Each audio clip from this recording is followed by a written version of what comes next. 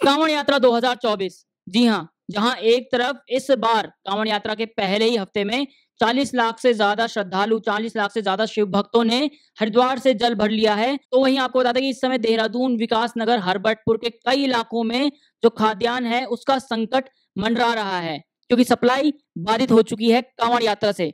नमस्कार दोस्तों, स्वागत है एक बार फिर से आप सभी का प्यारा उत्तराखंड में। इस खबर के बारे में आपको विस्तार से बताते हैं। कांवड़ यात्रा के कारण रास्ते बंद होने से देहरादून में खाद्यान्न की सप्लाई पर असर पड़ना शुरू हो गया है। उद्योगों में 50% ही उत्पादन रह गया है। फिलहाल तो आड़तियों के पास कुछ दिन का स्टॉक है, लेकिन आवागमन ऐसे ही बाधित रहा तो आने वाले दिनों में खाद्यान्न की किल्लत हो सकती है।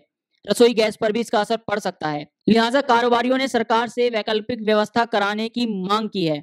4 दिन से देहरादून में कोई भी राशन का ट्रक नहीं पहुंचा है। देहरादून में आटा, चावल और विभिन्न दालों की सप्लाई उधम सिंह नगर, रुद्रपुर, काशीपुर और दिल्ली से होती है। होलसेल जो डीलर है उसके एसोसिएशन यानी कि अड़त बाजार के महासचिव विनोद गोयल ने बताया है कि आम दिनों में रोजाना 40 ट्रक राशन के देहरादून पहुंचते थे, लेकिन बीते कुछ दिनों से यानी कि लगभग 4 से 5 दिनों से इनकी सप्लाई में बाधा आ रही है।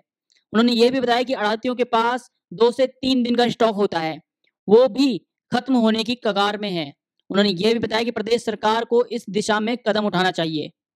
दैनिक उपयोगों की चीजों के लिए रास्ते खुले होने चाहिए या उनके लिए वैकल्पिक व्यवस्था भी की जाए।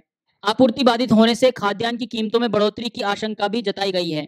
कांवड़ यात्रा का जो असर है वो अब रसोई गैस की आपूर्ति पर भी पड़ने लगा है। ऐसे में जो गैस एजेंसियां हैं उनको भी संकट बढ़ने का डर सताने लगा है। अब शुक्रवार को कई उपभोक्ताओं को रसोई गैस नहीं मिली।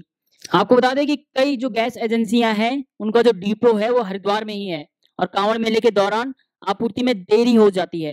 विकासनगर और हरबटपुर में जो इंडियन गैस है उसकी आपूर्ति हरिद्वार से ही होती है। एचपी गैस की आपूर्ति भगवानपुर और भारत गैस की आपूर्ति रुड़की क्षेत्र से होती है। करनाल डिपो से 1 या 2 ही एजेंसियों की गैस की आपूर्ति होती है। पिछले कई दिनों से हरिद्वार में जो आपूर्ति है उसमें देरी हो रही है, इससे गैस की किल्लत होने लगी है। देहरादून की बात करें तो देहरादून में फिलहाल जो रसोई गैस है उसकी जो सप्लाई है वो सुचारू है, लेकिन आने वाले दिनों में इसकी किल्लत हो सकती है। Doon LPG cylinder distributor association के अध्यक्ष चमन लाल ने बताया है कि फिलहाल जो नारसन है यानी कि गुरुकुल नारसन, उससे देहरादून में रसोई गैस पहुंचती है। नारसन में गैस की किल्लत न हो इसलिए दिल्ली से यहाँ पर स्टॉक भेजा जा रहा है। उन्होंने बताया कि आने वाले दिनों में यदि दिल्ली से नारसन की सप्लाई बाधित हुई तो देहरादून में रसोई गैस की किल्लत हो सकती है। अब आपको बता दें कि जो ट्रैफिक रूट है जो कांवड़ की वजह से डाइवर्ट किया गया है या जो कुछ रास्ते हैं बंद किए गए हैं, उन बंद रास्तों की वजह से जो देहरादून के 250 से ज्यादा उद्योग हैं उन पर सीधा सीधा असर पड़ रहा है। फूड इंडस्ट्री की बात करें तो फूड इंडस्ट्री सेलाकुई, मोब्बेवाला और पटेल नगर को मिलाकर देहरादून में करीब 250 छोटे बड़े उद्योग चल रहे हैं। इन दिनों न तो शहर में कच्चा माल आ रहा है और न ही यहाँ से कोई प्रोडक्ट बाहर जा रहा है। कंपनी में उत्पादन 50% ही रह गया है। यूपी, एनसीआर और कुमाऊं के लिए जो वाहनों की आवाजाही है वो बिल्कुल ही बंद हो गई है। आपको बता दें कि देहरादून से केवल पंजाब और हरियाणा में ही जो कंपनियां हैं उन्हीं के पास माल भेज पा रही हैं देहरादून की कंपनी, और इन कंपनियों में पैकिंग मटेरियल की भी भारी किल्लत इस समय हो रही है।